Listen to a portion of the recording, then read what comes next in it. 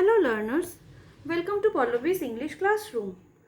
Rhetoric বা figure of স্পিচের যে সিরিজটা আমরা আজকে শুরু করেছি, আজকে চলে এসেছি তার নেক্সট পার্ট নিয়ে। আজকের পার্টে আমরা আলোচনা করব ফিগার্স বেসড অন ইনডিরেক্টনেস। দেখো প্রথমে কি আছে, ফার্স্ট যে ফিগারটা আমরা আজকে পাবো সেটা হচ্ছে ইনোয়েন্ডো। ইনোয়েন্ডো, through innuendo, a thing is insinuated or hinted instead of being plainly stated for the purpose of damaging one's character or reputation. অর্থাৎ কি না, কোনো একটা বক্তব্য সেটাকে সরাসরি না বলে একটু ঘুরিয়ে বলা হয় বা হিন্ট দেওয়ার আকারে বলা হয়। উদ্দেশ্য কী থাকে, সামনে উপস্থিত সেই ব্যক্তি বা অনুপস্থিত যাকে উদ্দেশ্য করে কথাটা বলা হচ্ছে তাকে ইনসাল্ট করা বা তার রেপুটেশনটাকে স্পয়েল করা, ড্যামেজ করা, এটাই উদ্দেশ্য। অর্থাৎ কোনো একটা বক্তব্যের মাধ্যমে বক্তা যদি সেই বক্তব্যটা যাকে উদ্দেশ্য করে করা হচ্ছে তার রেপুটেশনটা স্পয়েল করতে চায়, তাহলে এই ধরনের ফিগার অফ স্পিচ ইউজ করে থাকে। এখানে মনে রাখবে এই যে ইনসাল্টটা, এটা কখনই ডাইরেক্ট ইনসাল্ট হবে না, একটু ঘুরিয়ে হবে। কিভাবে দেখো একটা example, I do not lock my doors at night because I have no servant. আমি রাত্রিবেলা দরজা লক করে ঘুমোই না কারণ আমার বাড়িতে কোনো সার্ভেন্ট নেই। তার মানে সার্ভেন্ট থাকলে দরজা লক করার প্রয়োজন হতো, তার মানে সার্ভেন্ট থাকলে সে চুরি করে, তাই দরজা লক করতে হয়। যেহেতু সার্ভেন্ট নেই তাই দরজা লক করারও প্রয়োজন নেই। তাহলে ইনডিরেক্টলি কিন্তু এখানে সার্ভেন্ট এই যে টিমটা বা জাতিটা সেটাকে ইনসাল্ট করা হলো বা তাদের রেপুটেশনটা স্পয়েল করা হলো। নেক্সট দেখো, if the lawyer knew a little law he would know somewhat of everything. বলছে লয়ারটা যদি সামান্য কিছু লয়ের আইন কানুন সম্বন্ধে যদি সামান্য নলেজও তার থাকতো তাহলে সে বুঝতে পারতো যে এখানে কী ঘটছে। অর্থাৎ সে লয়ার হতে পারে কিন্তু ল সম্পর্কে তার কোনো জ্ঞান নেই। এই কথাটা সরাসরি না বলে ইনডিরেক্টলি তার রেপুটেশনটাকে স্পয়েল করা হলো যে সে যদি সামান্য কিছু আইন কানুনও জানতো তাহলে সে বুঝতে পারতো কী ঘটনা ঘটছে। আরেকটা দেখো এক্সাম্পল একই রকমভাবে, my friend arrived and my book was missing. আমার বন্ধু আসলো, আমার বইটা তারপর থেকে খুঁজে পাওয়া যাচ্ছে না। তার মানে বন্ধুই চুরি করেছে বা বন্ধুই লোপাট করেছে। তাহলে এখানেও ফ্রেন্ডের রেপুটেশনটাকে স্পয়েল করা হচ্ছে, ড্যামেজ করা হচ্ছে, তার ক্যারেক্টারটাকে কলঙ্কিত করা হচ্ছে, কিন্তু ডিরেক্টলি না, indirectly. These are all examples of innuendo. আরও দুটো এক্সাম্পল আমরা দেখতে পারি, he was born of rich but honest parents. বলছে তার জন্ম হয়েছে একটা ধনী কিন্তু সৎ বাবা মায়ের ঘরে। এখন ব্যাপারটা হচ্ছে রিচ বাট অনেস্ট, বাট লিখলো কেন? তার মানে কোথাও গিয়ে লেখক ধরে নিচ্ছেন যিনি রিচ হয় তিনি অনেস্ট হন না। তাই রিচ বাট অনেস্ট প্যারেন্টস অর্থাৎ ধনী জাতিটাকেই সামহাও ইনসাল্ট করা হলো এখানে, যে they are not honest. Next দেখো, দ্য হাংরি জাজেস soon the sentences sign and wretches hang that juryman may dine.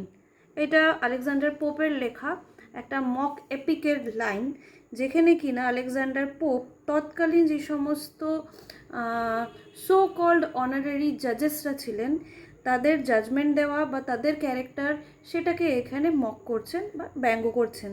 কি বলতে চাইছে, যে যিনি জাজ ছিলেন বা জাজদের যে প্যানেলটা ছিল তারা ফটাফট করে দোষীকে দোষী সাব্যস্ত করে সেখানে সাইন করে দিল, ডেথ সেন্টেন্স দিয়ে দিল, যাতে করে কিনা কেসটা লং লাস্টিং না হয় আর জুরিম্যানরা ডাইন করতে যেতে পারে। অর্থাৎ কিনা দোষী আদৌ দোষী কিনা, তার দোষটা আদৌ প্রমাণিত হলো কিনা, তার থেকে অনেক বেশি ইম্পর্টেন্ট জুরিদের ডাইনিংয়ে যাওয়া, তাদের ডিনার করাটা। তাহলে বোঝাতে পারছি যে ডিরেক্টলি না বলে ইনডিরেক্টলি যদি কাউকে ইনসাল্ট করা হয়, তার রেপুটেশনটাকে ড্যামেজ করার চেষ্টা করা হয়, তাহলে ইনুয়েন্ডো এই ফিগার অফ স্পিচটা ব্যবহার করা যেতে পারে। চলে আসি আমাদের নেক্সট ফিগার হলো আয়রানি। আয়রানি ওয়ার্ডটা খুব চেনা ওয়ার্ড, আশা করি তোমরা কম বেশি সকলেই পরিচিত আয়রানি ওয়ার্ডটার সাথে। What is an irony? In an irony, the contrary of what is meant is stated and the purpose is to hurt some person or persons. অর্থাৎ যেটা মিন করা হয়েছে সেটা না বলে সম্পূর্ণ তার বিপরীত কিছু, কন্ট্রারি কিছু বলা হবে। উদ্দেশ্য কি থাকবে? মানুষকে আঘাত করা, তার আত্মসম্মানে আঘাত করা, তার রেপুটেশনটাকে স্পয়েল করা, তাকে তার ইগো হার্ট করা, এটাই উদ্দেশ্য থাকবে। আর সেই উদ্দেশ্যে এমন কিছু বলা হবে যেটা আদতেও মিন করা হয়নি। ঠিক আছে? এক্সাম্পল দেখো, a very fine friend you were to forsake me in the trouble. অর্থাৎ তুমি আমার এত ভালো বন্ধু যে আমাকে বিপদের মধ্যে ফেলে রেখে চলে গেলে। তাহলে দেখো, বলছে ভালো বন্ধু, অথচ সেই ভালো বন্ধুই কী করেছে, আমাকে বিপদের মধ্যে ফেলে রেখে চলে গেছে। তাহলে এখানে বন্ধুকে হিসেব মতো আমরা দেখতে পাচ্ছি, যদি আক্ষরিকভাবে দেখি, প্রেইজ করা হচ্ছে, প্রশংসা করা হচ্ছে, ফাইন ফ্রেন্ড বলা হচ্ছে। কিন্তু আদতেও কি বন্ধু সত্যি ফাইন বলার মতন কিছু করলো না। তাহলে কন্ট্রাস্টিং ওয়ার্ড ইউজ করা হলো, just to hurt this friend. Next দেখো, he came there with his usual punctuality 1 hour after the train had left. দেখো, পাংচুয়ালিটি ওয়ার্ডটার মধ্যে দিয়ে একটা খুব ভালো গুড হ্যাবিট প্রকাশ পায়, যে মানুষটা সবসময় সময়ে চলাফেরা করে, সময় আসে সময় যায়। কিন্তু সেন্টেন্সটার মিনিং কি বলছে, যে বরাবরের মতোই সেই এতটাই পাংচুয়ালিটির সঙ্গে উপস্থিত হলো যে ট্রেনটা 1 ঘন্টা আগে চলে গেছে। অর্থাৎ তার পাংচুয়ালিটির নমুনাটাই 1 ঘন্টা লেটে, সময়ের থেকে 1 ঘন্টা লেটে। তাহলে এদিকে পাংচুয়াল বললো ঠিকই, একটা গুড কোয়ালিটিকে স্টেট করলো ঠিকই, কিন্তু বেসিক্যালি যেটা মিন করতে চাইছে সেটা কিন্তু জাস্ট তার লেটে আসার যে স্বভাবটা, সেটাকে মক করা বা ব্যঙ্গ করা। আরও একটা এক্সাম্পল দেখো, interesting example, Jesus saved others but he could not save himself. যীশুখ্রিস্ট বাকিদেরকে বাঁচিয়ে দিয়ে গিয়েছিলেন, কিন্তু আলটিমেটলি নিজেকেই বাঁচাতে পারেননি, নিজেকেই রক্ষা করতে পারেননি। অর্থাৎ তিনি যে ক্রুশবিদ্ধ হয়েছিলেন, বলা হয় খ্রিস্টানদের মতে যে তিনি নাকি তার শিষ্যদের স্বার্থে নিজের সমস্ত দোষ দায়ভার নিজের মাথায় তুলে নিয়েছিলেন এবং ক্রুশবিদ্ধ হয়েছিলেন, এবং এভাবে নাকি তিনি তার শিষ্যদের উদ্ধার করেছিলেন। কিন্তু দেখো, যিনি কিনা ঈশ্বর পুত্র, যিনি কিনা তার সমস্ত শিষ্যদের উদ্ধার করলেন, তাদের সমস্ত পাপের বোঝা নিজের মাথায় নিলেন, তিনি এই মানুষদের থেকেই নিজেকে রক্ষা করতে পারলেন না। তো এটা এক প্রকার আইরনিক্যাল, যে সবাইকে রক্ষা করতে পারছে, সে নিজেকে রক্ষা করতে সমর্থ নয়। আরও একটা এক্সাম্পল দেখি, what a pleasant day she said during a storm. অর্থাৎ কি না, একটা ঝড় বৃষ্টির দিনে একটা মেয়ে বলছে, বাহ কি সুন্দর দিন। ঝড় বৃষ্টি কী করে সুন্দর দিন হয়? যদি না তুমি ঘরে বসে সেই ঝড়টা এনজয় করো, তো সেটা আলাদা ব্যাপার, that's not an issue right here now. But here she is just saying what a pleasant day when there is storming and thunder and lightning outside. ঠিক আছে, তাহলে ঝড় বৃষ্টির মধ্যে প্লেজেন্ট ডে বলা, এটা একটা ironical comment. Next, he posted on social media about how useless social media is. Social মিডিয়াতেই সে পোস্ট করলো যে সোশ্যাল মিডিয়া কতখানি খারাপ, এটার কত হার্মফুল এফেক্ট আছে।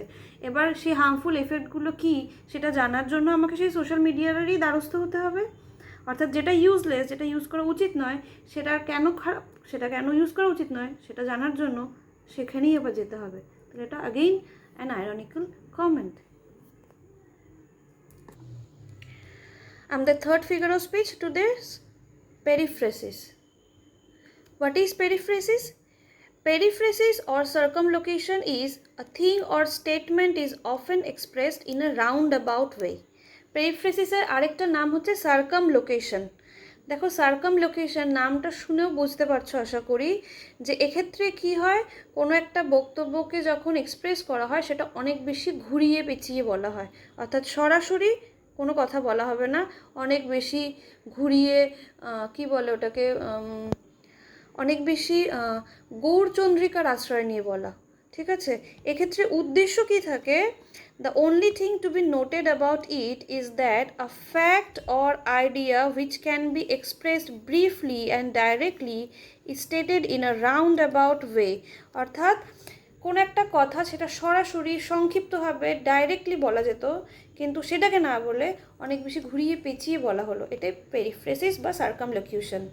এক্সাম্পল দেখো, মুভিং আইলস অফ উইন্টার, টেনিসনের লেখা কবিতা থেকে নেওয়া হয়েছে। মুভিং আইলস অফ উইন্টার, শীতের কিছু আইল্যান্ড যেগুলো কিনা মুভিং, এই কথাটার মধ্যে দিয়ে আলটিমেটলি যেটা বোঝাতে চাওয়া হয়েছে সেটা হচ্ছে গিয়ে আইসবার্গ বা হিমশৈল, সেটাকে বোঝাতে এই কথাটা বলা হয়েছে মুভিং আইলস অফ উইন্টার।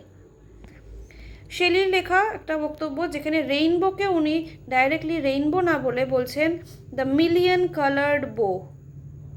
তাহলে বুঝতেই পারছো, খুব সরাসরি একটা শব্দে যেটাকে এক্সপ্রেস করা যেত সেটাকে এইভাবে একটু সুন্দর করে, একটু ইল্যাবোরেট করে, একটু অ্যাট্রাকটিভ ওয়েতে এক্সপ্রেস করার জন্য ঘুরিয়ে পেঁচিয়ে বলা।